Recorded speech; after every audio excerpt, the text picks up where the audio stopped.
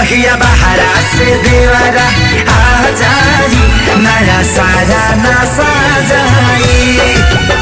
जहिया बहरा से देवरा आ जाई नया सारा नशा जाई।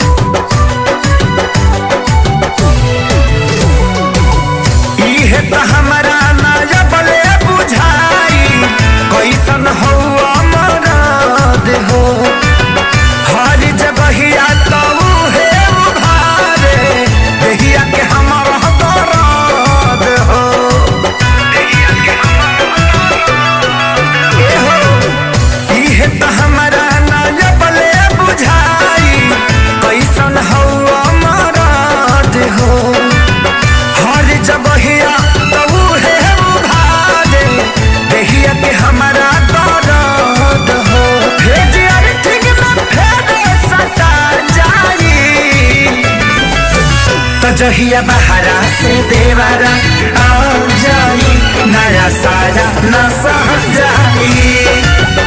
जहिया बहरा से देवरा आ जाई नया सारा नशा जाई।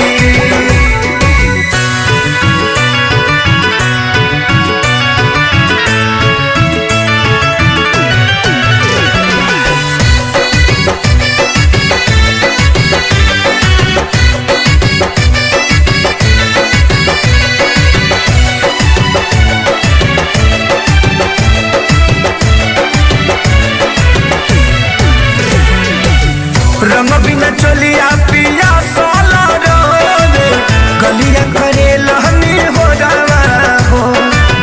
तोहरा बिना सुना कुंदन थे सारी भारे न दोसरा के कोरवा हो।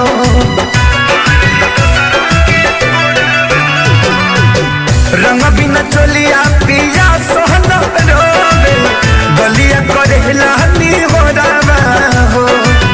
तोहरा बिना सुना कुंदन थे सारी भारी न दोसरा के कोरावा हो। हम तरोड़ सुनू मजा पा जाए।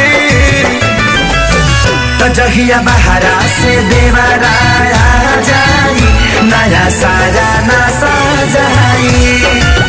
तो जहिया बहरा से देवरा